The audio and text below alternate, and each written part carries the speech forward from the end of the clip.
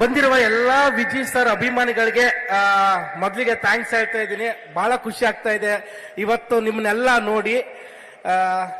Vijay sir ಬಗ್ಗೆ ಒಂದು ಹೇಳಬೇಕು, ನಮ್ಮಂತ ಎಷ್ಟೋ ಕಲಾವಿದರಿಗೆ ಇನ್ಸ್ಪಿರೇಷನ್. ಯಾಕೆಂದ್ರೆ ಕಲೆಗೆ ಬಣ್ಣ ಮುಖ್ಯ ಅಲ್ಲ, ಅಂದ ಮುಖ್ಯ ಅಲ್ಲ, ಟ್ಯಾಲೆಂಟ್ ಇಂಪಾರ್ಟೆಂಟ್ ಅಂತ ತೋರಿಸ್ಕೊಟ್ಟ ವ್ಯಕ್ತಿ ಅವರು. ಅವ್ರ ಇನ್ಸ್ಪಿರೇಷನ್ ಅಲ್ಲಿ ನಾವು ನಡ್ಕೊಂಡು ಹೋಗ್ತಾ ಇದೀವಿ.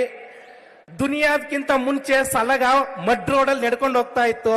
ದುನಿಯಾ ಆದ್ಮೇಲೆ ಸ್ಟೇಟ್ ಹೈವೇಗ್ ಬಂತು. ಲ್ಯಾಂಡ್ ಲಾರ್ಡ್ ಆದ್ಮೇಲೆ ನ್ಯಾಷನಲ್ ಹೈವೇಗ್ ಹೋಗುತ್ತೆ ಈ ಸಲಗ.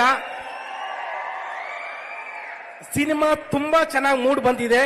ಹಾಗೆ ಸಾರಥಿ ಫಿಲ್ಮ್ಸ್ ಬ್ಯಾನರ್ ಅಲ್ಲಿ 14 ವರ್ಷ ಆದ್ಮೇಲೆ ಒಂದು ಸಿನಿಮಾ ಬರ್ತಾ ಇದೆ.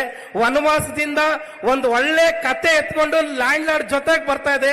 Sir Satyaprakash sir, all the best. ನಿಮ್ ಪ್ರೊಡಕ್ಷನ್ ಒಳ್ಳೇದಾಗ್ಲಿ.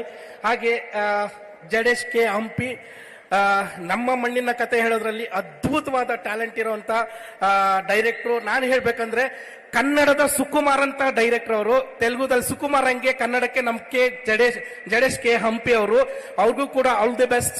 ಇದೇ ಜನವರಿ 23 ನಾವು ಥಿಯೇಟ್ರಿಗೆ ಬರ್ತಾ ಇದೀವಿ. ನಿಮ್ಮ ಪ್ರೀತಿ ಆಶೀರ್ವಾದ ನಮ್ಮ ತಂಡದ ಮೇಲಿರಲಿ.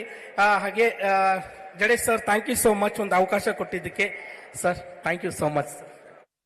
ಎಲ್ರಿಗೂ ಆಲ್ ದಿ ಬೆಸ್ಟ್.